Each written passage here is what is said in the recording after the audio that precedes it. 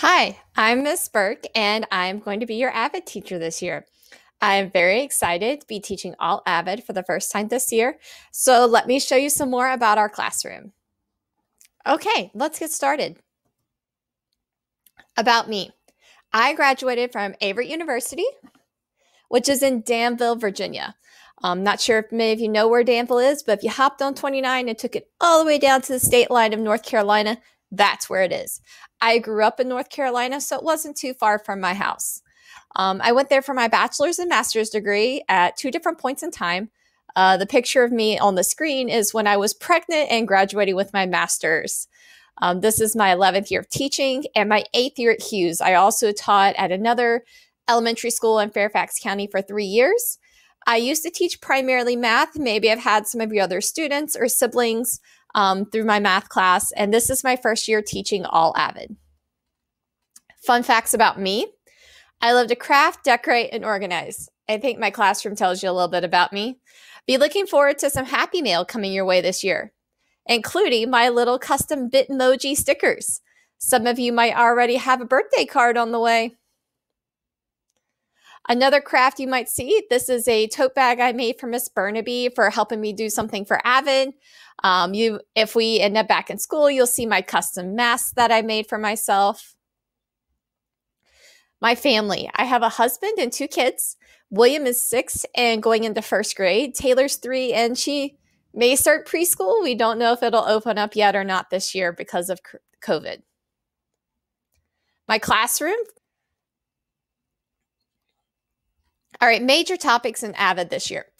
Every year, AVID focuses on WICR. WICR is an acronym AVID uses to describe the areas we focus on: writing, inquiry, collaboration, organization, and reading.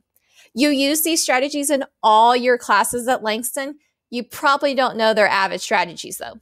And they're not all AVID unique, but they're just best strategies teachers use when teaching. Here are some examples.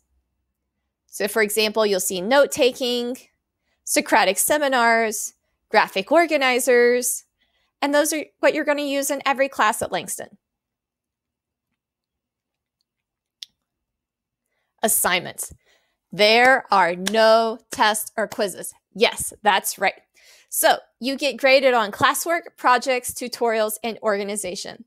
You'll learn more about tutorials later in the year. I'm not going to overwhelm you with too much right now. Tutorials are the main part of AVID, where you're going to get help with your other classes from your peers. And we're still working on how that's going to look with distance learning, but we'll get it done and you're going to get help with your classes. So an example of college research, we were preparing for a Langston Hughes college fair hosted by our AVID students before COVID closed the school down. So here's some of the research my students were doing at the time. So another topic we're going to do is STEAM, science, technology, engineering, art, and mathematics. AVID is all about bringing some STEAM education in. And so look forward to designing your own video game with the Bootstrap program that I used to use in my math class. And now I'm going to use it in AVID.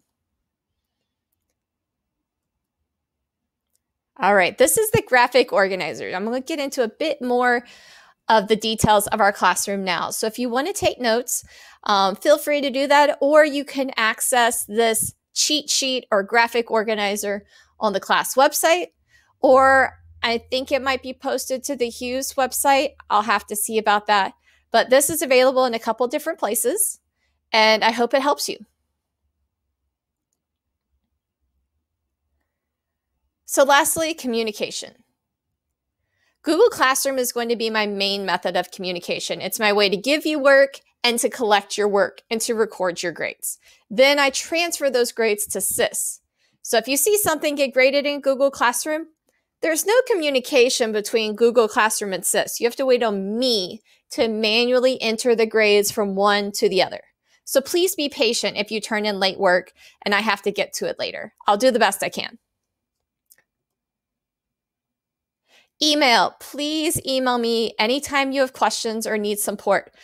We will have a lesson in the first month of school about email etiquette and professionalism when emailing your teachers. So I hope that's helpful to you so that you can treat your teachers respectfully so that they treat you respectfully through email.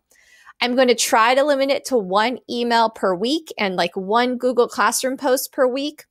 We'll have to see how that goes, but I'm hoping to not burden you with too many things coming into your inbox. Remind, this is an awesome app. It allows me to message whole classes, students, groups of students, and it's free. So you can sign up with an email or with a phone number. And if you sign up with email or a phone number, it goes to your phone or your email, but you can't always reply to me. At least that's the way it was in the past. I've had people reply to me now. But if you download the free app, it's basically like a private messaging system. And you can basically text me any time of the day and I will text you back, even if it's like 8 o'clock at night, because I don't mind texting you back. And now the message might be, hey, that's on my computer. I'll have to get back to you tomorrow. But I'm there for you all the time. So there are 2 codes for my 7th graders and for my 8th graders. 8th graders, I left you guys in from last year, but the code changed if you want to rejoin because I made it an 8 for 8th grade and 7 for 7th grade. And lastly, I do have a professional Instagram because I love photos. I love creativity. I love sharing my life and seeing a little bit of your lives. So you can follow me on Instagram for fun and professional content. I've even got some healthy things up there. Like I love my matcha lemonade. And so I've got a recipe up there how to make matcha lemonade. I also have lots of dog pictures up there. So my Instagram name is @AVIDTeacherChristina, and I hope to see you follow me. And that is all I have from this presentation. There's a few more details. Let me go over those. Thanks for listening so far. Now, a few more things are left. In order to be successful in AVID, please remind your students to be using their planner, using any type of organization tool they need to keep track of assignments. I do kind of give some flexibility. I highly recommend starting with your school planner though. It's given to you, it's free, it's easy, it's right there. No need to overwhelm yourself looking for the perfect app or the perfect digital tool yet. Get started, find your path, see how you like to do things, and then maybe we can venture into the digital world. Another thing is, right now, organization and classwork is going to be a big deal, and little classwork assignments. Come October, we're going to start tutorials. And when we start tutorials, every class period, you're going to be bringing in a problem you need help on, and then you're going to be getting help from your peers in class. So what's going to be super important is that you do your homework, which is called a TRF. My 8th graders already know this, but I don't really think of it as too much extra homework because you're getting help with another class. So when you're doing your work for another class and you're like, I really don't understand this math problem, pull out your TRF, write down what you know. We'll talk about how to do this in class, but write down the problem you're struggling with and do the process of the TRF. Then you bring it into class and get help with that problem. It's not an extra assignment. It's only meant to help you with the other assignments. So they're really helpful. And please make sure they do their TRF and keep up with their planner. That's what's going to help them and help them be successful in AVID. Thank you for watching, and I hope to see you. I really want to meet you all. I can't wait to see my 8th graders again. I'm ready to see my 7th graders. I miss you. We're going to have a great year. Bye.